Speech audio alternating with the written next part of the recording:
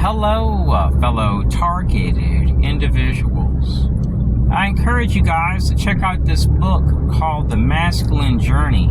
It's a very inspirational book. It's Christian-based, and it may inspire you and help you to get closer to Christ. A while back, I had an issue in Northwest Florida, where I used to live at back in the early 2000s. I had an issue with the guy that would arrive every time I did to this library where I would do my schoolwork. And he would be dropped off by an elderly Freemason. The guy had a red Masonic logo on the front of his personalized plate. So this guy kept showing up and confronting me and trying to get me to join a clandestine Masonic lodge. For those that don't know what that means, just type it up, clandestine Freemasonry. Kind of like the P2 lodge in Italy, where a bunch of politicians, heck, even Lockheed Martin had people from the P2 lodge, the clandestine lodge, trying to bribe politicians to get aviation contracts. This was in Italy. So they're like breakaway shoots from Freemasonry. They're not actually considered a part of the legitimate Masonic networks. I told this guy that I would not join, that I would never serve the New World Order. And he told me that my targeting would increase. So one day I go to a community college and he shows up. He doesn't say a word to me, and he's behind a pillar, and he walks up to me and he walks towards this vehicle, and it had the CIA logo on it. It was a black SUV, and these guys came from a naval base in Panama City Beach, Florida, drove across the halfway bridge and confronted me. They parked their car right in front of the school, not in the parking lot. And one of the guys from the black SUV walked up to me and got this close, was wearing a black suit and black shades. So I ended up leaving town and driving up to Chicago to apply for a truck driving job, hoping that these people would leave me alone. And when I get close to the place, a semi blows up. The heat was so strong that you could feel it with the windows closed. It was crazy. The flames bursted out, and somebody had got the job before I did. Maybe it was God's will. So I stayed there at night and drove back home. And what was really weird was the entire time when I went to Chicago, I remember there was this SUV, but it wasn't one of the cheap brands. It was one of those that cost like over $100,000 at that time. And this guy had a red Masonic tag in the front of his car. And every rest stop I went to, he was at. And when I left Florida to go to Chicago, this guy had filled up at the same gas station. And when I arrived back to Florida at night, there was no cars at this gas station, and me and him were the only cars there. And an old man was driving the vehicle, and a young lady dressed in very fancy attire said, "Can I use your phone?" And I said, "Ma'am, you can keep it. You've been following me through many states." So gang stalkers sometimes operate in the local area, then you have some that travel across the country. They conduct operations across the nation, and they utilize elderly people as fronts for national security work, because nobody would ever suspect them. So some of them were actually harassing me in stores, restaurants, and they would arrive, as I did, at hospitals in Texas in 2015 through 2019. And then when I was walking out, they would stand up and walk out with me. The FBI would do similar stuff. They weren't as bad as the CIA, but they were damn near as bad. Everything they were doing during that time screamed extreme racism, active shooter, terror threat. And I even had people offering me bags, and it would say C4 explosives. I told these people, "Are you freaking nuts? Are you a terrorist?" And it was always like a Mexican or a Jewish person that was offering me this stuff. So I reached out to state governors, county attorneys, inspector generals. My letters must have got trashed. They never got answered. So here it is, we're in 2026. This started in 1996. And the only thing I have on video are pictures of Jewish people, death threats, people with guns, thousands upon thousands of encounters on video, where it's made it where I don't even want to live in this country no more. I'm not suicidal, I'm not homicidal. The only thing I have is a bunch of proof and a massive list of social security numbers and people with NSA emails, FBI email addresses, CIA email addresses. So a while back, I had hired a private investigator over an incident when I lived in Austin, Texas. And we ran into a roadblock.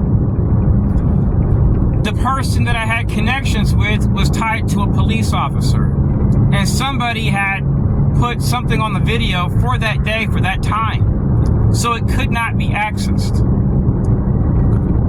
And I believe it was the feds. And let me tell you why. Because during that time when I would go to doctor's offices, there were more than one time that I would be confronted by a lady that worked for the local FBI field office. And the people that were doing these crazy whistling skits in my face in Texas were eating dinner with the FBI field agents right across from my family. They came in there. These people were never trying to stop crime. I went to DOJ and recorded the conversation I had with them, with the state governor's police and assistant governor's office, the municipality in Austin, Texas. Nobody would hear me out. So I shared all my files with people overseas asking for political asylum. People were like, give us more. Because the only thing they seen was stuff that was clandestine.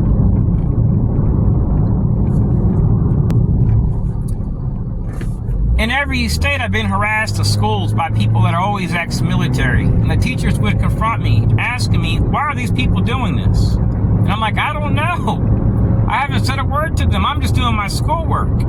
So I moved here to Florida, and I documented on video a group of people arriving as I did, doing bizarre stuff at the school. So when I would enter, they would walk up to me and do some weird skits, and then when I would exit, and they would park next to my vehicle doing bizarre stuff, I'd be harassed, excuse me, while doing my schoolwork.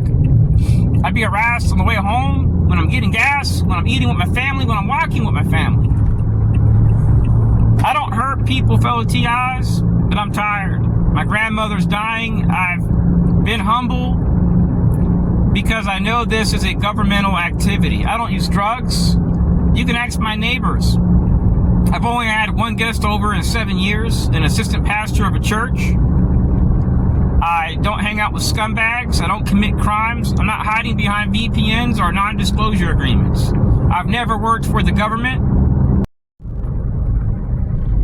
In 2017, I had a relative which I would help to do their grocery shopping. And one day we drove from Austin, Texas to Cedar Park, Texas, on the outskirts of Austin, Texas, to go to a Costco. And I noticed that a black SUV parked in front of the Costco. It didn't have a CIA logo, but the guy wore a black suit, a thin black tie, and black shades. And he flashed his badge. I looked back and I could see him flashing a badge. And the lady was like, go ahead, you know? So he walks up to me when I'm with my family. We're just buying stuff, groceries, and he gets really close to me and he whistles, and then he walks out the store. So I wait for him to walk outside and take a snapshot of his tag. His tag wasn't traceable. I have the video to this very day. And I noticed this pattern where when I would shop with my family at Target and different stores, we would notice these people wearing black suits, thin black ties, and black shades that would do these bizarre skits where every time they passed an aisle, like where I was at, right when they passed by me, they would whistle or do some type of bizarre skit. And when I hired a private investigator to investigate Citizens Corps, I had decided to go to a restaurant nearby there. And out of curiosity, I wanted to see what would happen if I walked by there, because my residence was like 15 minutes away. And when I walked to the front of this tower in downtown Austin, Texas. The Austin, Texas Police Department passed by me and turned on their sirens. And I heard, whoop, whoop, and then they turned it off. And then the guy walks up to me and he goes, and then he walks back into the building. He walks out and does that and walks right back in. So I went there again days later and parked my car in the downtown area, and this car pulled off the road and these women started screaming off the top of their lungs and looking right at me. I have their tags this very day. And right where the Citizens Corps office is at is the Secret Service and different federal agencies in that area. It made me wonder, what's the coincidence? We got Citizens Corps, and you got all these different agencies in proximity. So what the perpetrators do is they try to sensitize you and try to make you sick. And since Department of Justice is a partner to this, they conceal it, knowing exactly what these activities are linked to. The source of terrorism within the United States will never be the American people. It'll be the source of terrorism. It'll be the people that hide behind the flag, they hide behind racism, they hide behind religion. I'm all for Christ, but they hide behind religion. Many of them are extremely racist. And they pretend as if they serve the American people, but they'll be the first ones to shield the truth under the guises of national security.